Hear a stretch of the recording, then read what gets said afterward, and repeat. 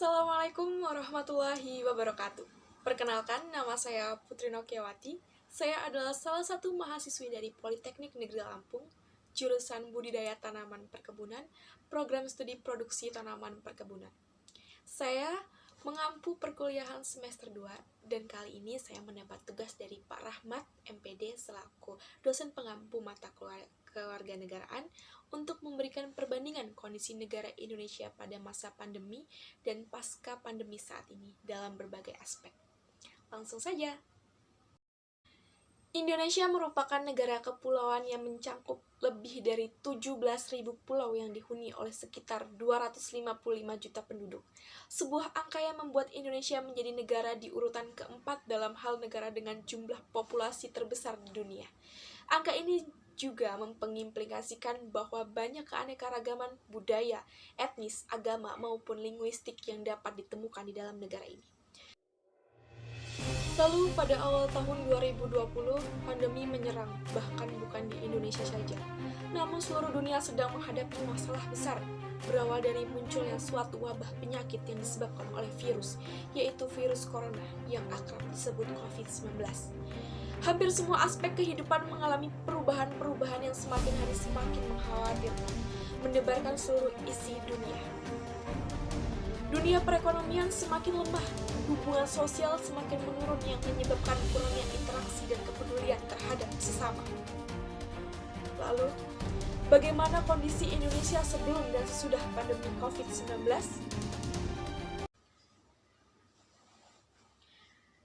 Indonesia dihadapkan dengan banyak masalah terkait aspek ekonomi akibat dari COVID-19. Ekonomi di Indonesia pada tahun 2020 diperkirakan tumbuh negatif. Angka pengangguran dan kemiskinan meningkat.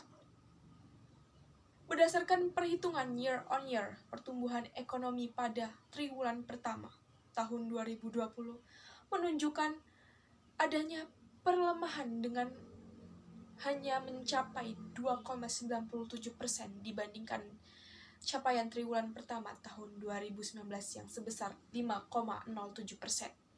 Data pada triwulan kedua juga kurang bersahabat dengan menunjukkan kemunduran yang dalam sebesar minus 5,32%, terburuk sejak tahun 1999.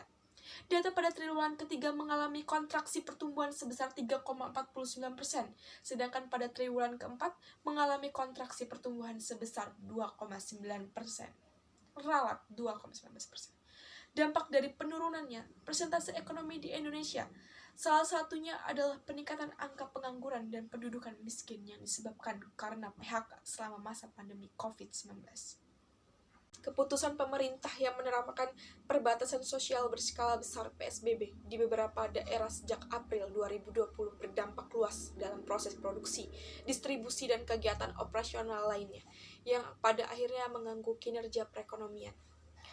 Kebijakan PSBB untuk mencegah penyebaran pandemi COVID-19 menyebabkan terbatasnya mobilitas dan aktivitas masyarakat yang berdampak pada penurunan permintaan domestik. Penghasilan masyarakat yang menurun karena pandemi menyebabkan sebagian besar sektor usaha mengurangi aktivitasnya atau tutup total. Angka pengangguran pun meningkat. Badan Pusat Statistika dalam survei Angkatan Kerja Nasional Agustus 2020 menunjukkan COVID berimbas pada sektor ketenagakerjaan.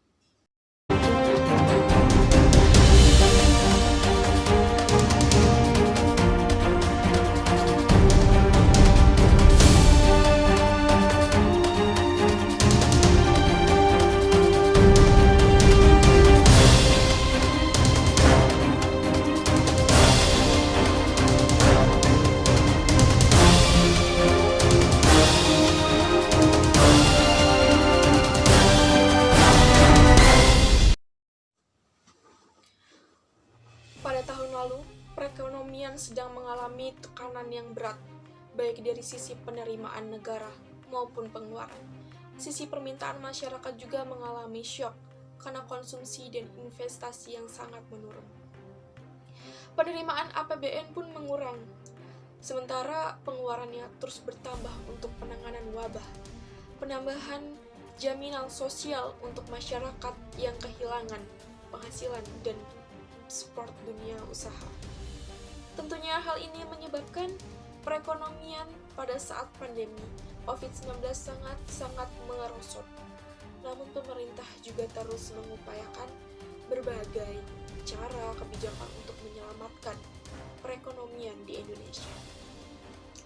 Salah satunya new normal, di mana new normal ini kita diperbolehkan melakukan roda aktivitas sosial dan ekonomi secara normal dengan menerapkan protokol kesehatan.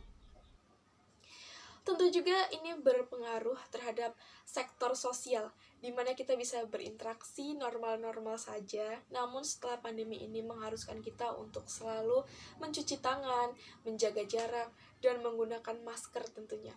Hal ini agak sulit kita lakukan, namun dengan seiring berjalannya waktu, pandemi mulai meredam, kita dapat normal kembali seperti dulu.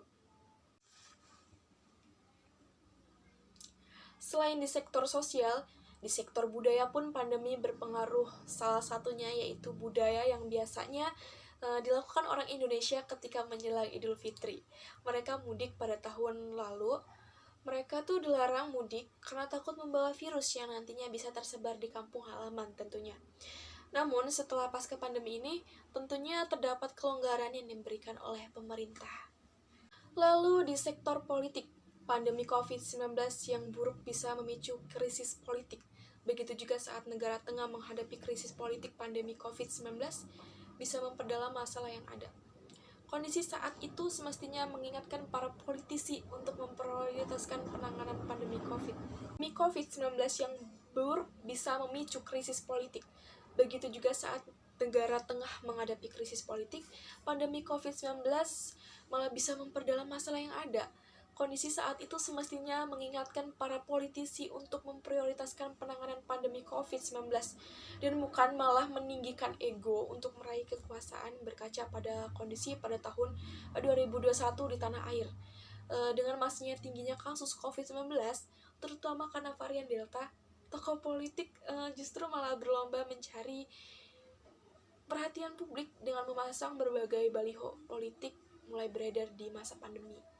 Dan untuk kondisi saat ini, pasca pandemi, sejumlah pengamat politik memprediksi bagaimana situasi politik Indonesia 2022.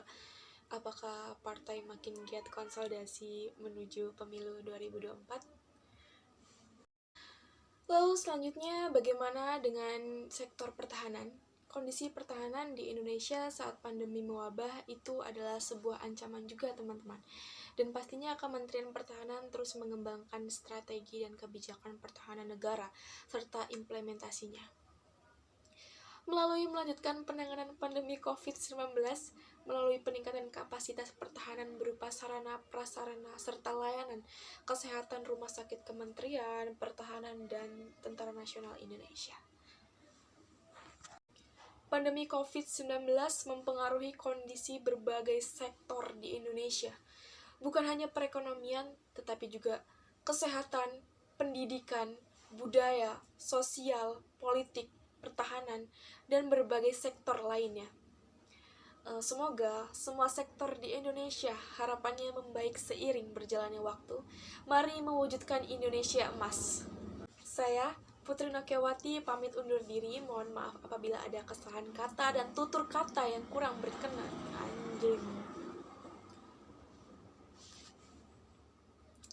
Saya, Putri Nokiawati, pamit undur diri. Mohon maaf apabila ada kesalahan kata dan tutur kata yang kurang berkenan di hati pendengar semua. Saya akhiri, wassalamualaikum warahmatullahi wabarakatuh.